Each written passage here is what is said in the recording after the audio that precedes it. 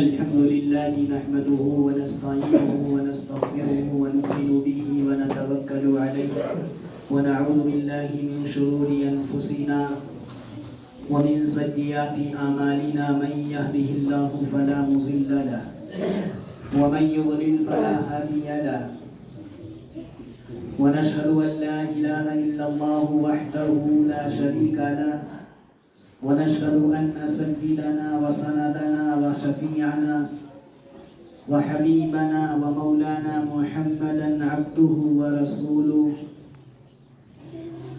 عن أسامة بن زيد رضي الله تعالى عنه قال قال رسول الله صلى الله عليه وسلم شعبان شهري ورمضان شهر الله أو كما قال عليه الصلاة والسلام. اللہ رب العزت والجلال کا احسان اور اس کا کرم ہے کہ اللہ تعالیٰ نے ہم سب کو نماز جمعہ کے لیے اپنے گھر مسجد کے اندر جمع ہونے کی توفیق نصیب فرمائی. اللہ تعالیٰ ہم سب کے بیٹھنے کو قبول فرمائے اور اس بیٹھنے کو نجات کا ذریعہ بنائے. یہ شعبان المعظم کا مہینہ چل رہا ہے. اس سے قبل رجب کا مہینہ چل رہا تھا جو اب مکمل ہو چکا ہے. رجب کے مہینے میں ہی اللہ کے نبی صلی اللہ علیہ وسلم اللہ سے یہ دعا کیا کرتے تھے اللہم بارک لنا فی رجب و شعبان وبلغنا رمضان. اے اللہ تو ہمیں رجب اور شعبان میں برکت دے اور ہمیں رمضان المبارک تک پہنچا دے. یہ ہمارے آقا جناب محمد رسول اللہ صلی اللہ علیہ وسلم دعا اللہ رب العزت والجلال سے کیا کرتے تھے کہ یعنی رجب اور شعبان کے اندر ہم کو اتنی برکت دے دے کہ ہمیں رمضان المبارک حاصل ہو جائے. اور شعبان اسلامی اعتبار سے یہ 8واں مہینہ ہے.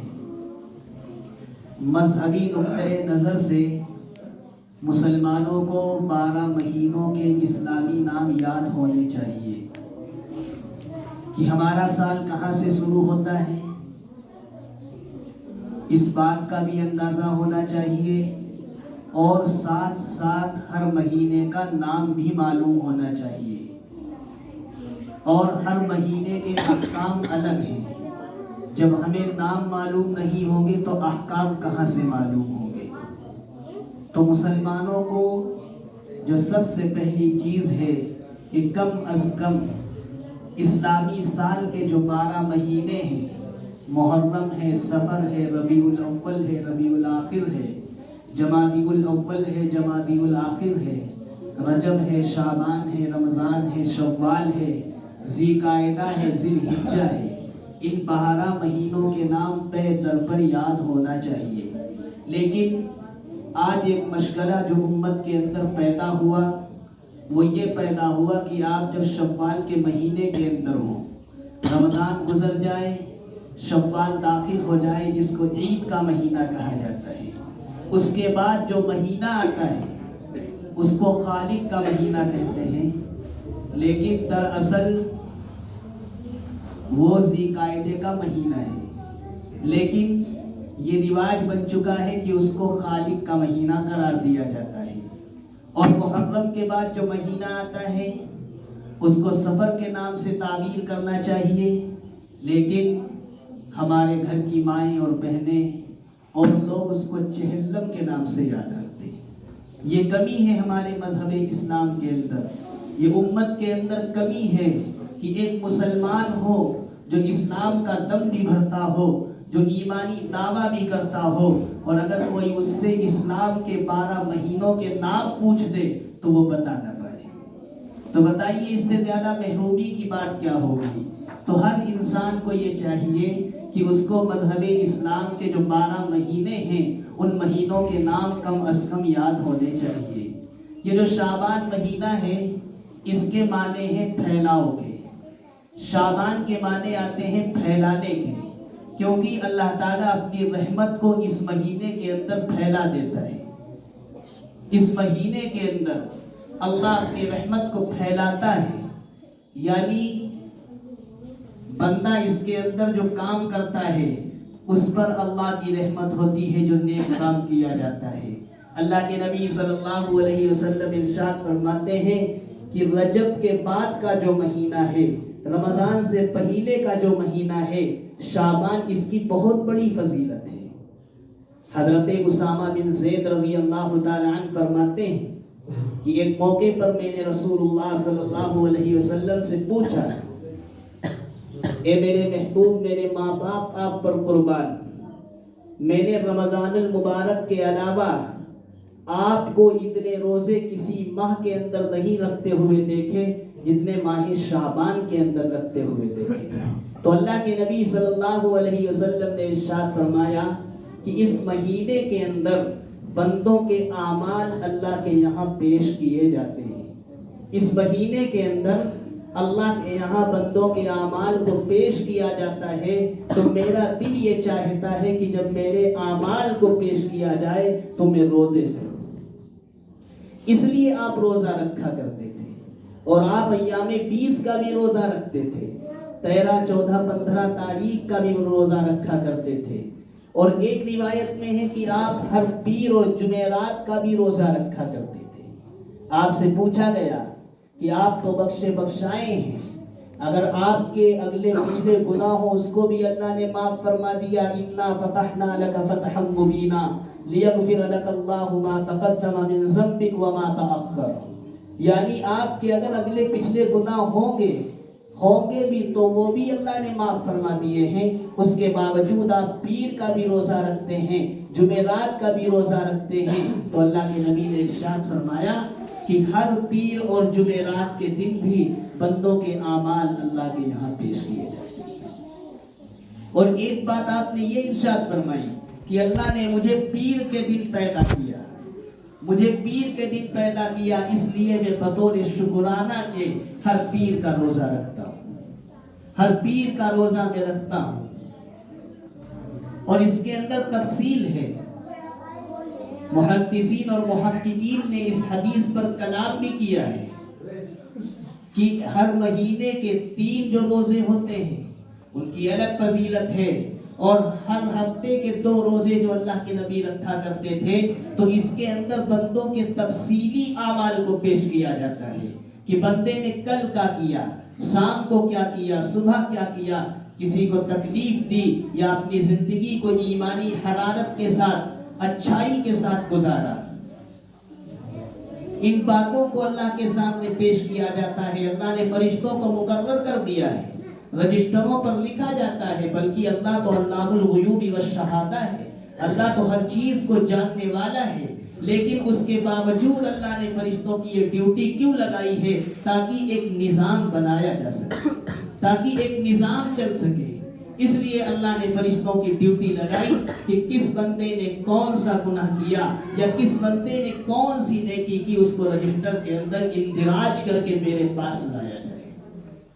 اور شعبان کے اندر جو روزہ رکھا جاتا ہے اس کے اندر اجمال ہے، تفصیل نہیں ہے، مختصراً بیان کر دیا جاتا ہے۔ اللہ کے نبی صلی اللہ علیہ وسلم نے اسی لیے اس مہینے کے اندر فرمایا شعبان شہری و رمضان شہر اللہ، شعبان میرا مہینہ ہے اور رمضان اللہ کا مہینہ ہے۔ یہ ہمارے آقا جناب محمد الرسول اللہ صلی اللہ علیہ وسلم کا فرمان ہے، یہ جو شعبان ہے یہ میرا مہینہ ہے، اور یہ جو رمضان ہے یہ اللہ کا مہینہ ہے۔ اور آپ کتنے روزے رکھتے تھے؟ اپنی عائشہ فرماتی ہے کہ مجھے یہ لگتا تھا کہ آپ افطار ہی نہیں کریں گے رمضان تک، اور اپنی عائشہ نے بھی یہی پوچھا تھا کہ آپ تو بخشے بخشائے ہیں، اس کے باوجود آپ کیوں اتنے اللہ کے سامنے عبادت کرتے ہیں؟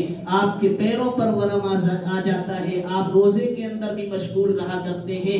تو ہمارے نبی صلی اللہ علیہ وسلم نے ارشاد فرمایا تھا اب من کان عبدا شکورا، کیا میں اپنے رب کا شکر گزار بندہ نہ بنوں؟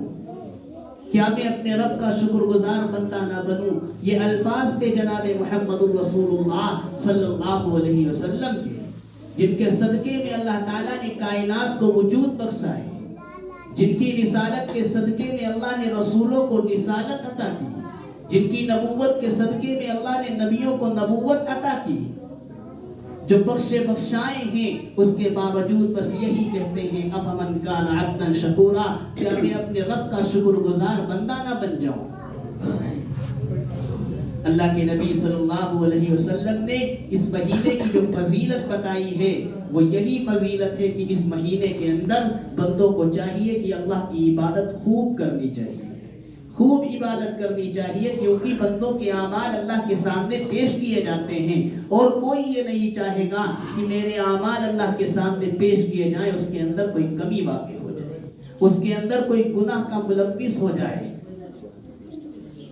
حضرت پیران پیر شیخ عبد القادر جیلانی علیہ الرحمہ نے غنیت الطالبین کے اندر لکھا، ایک شاگرد ان کے پاس دوڑتا ہوا آتا ہے، اور دوڑتا ہوا آنے کے بعد پوچھتا ہے کہ یہ میرے شیخ شعبان المعظم کا چاند نظر آ گیا ہے، اس کے کیا معنی ہیں؟ تو حضرت شیخ نے فرمایا کہ اس کا جواب کل دیں گے۔ وہ شاگرد جانے لگا، اس نے دوسرے شاگرد سے یہ کہا کہ میرے شیخ کو کیا اس کے معنی معلوم نہیں تھے؟ تو دوسرے شاگرد نے کہا یقیناً معنی معلوم تھے، لیکن آج تک شیخ عبد القادر جیلانی علیہ الرحمہ نے بغیر اللہ کے نبی کے خواب میں مشورے کے کوئی کام نہیں بتایا۔ جب خواب میں زیارت ہوئی اللہ کے نبی صلی اللہ علیہ وسلم کی، تو دوسرے دن حضرت شیخ نے فجر کی نماز پڑھائی۔ فجر کی نماز پڑھوانے کے بعد آپ نے پوچھا ای السائل، سائل کہاں ہے، سوال کرنے والا کہاں ہے؟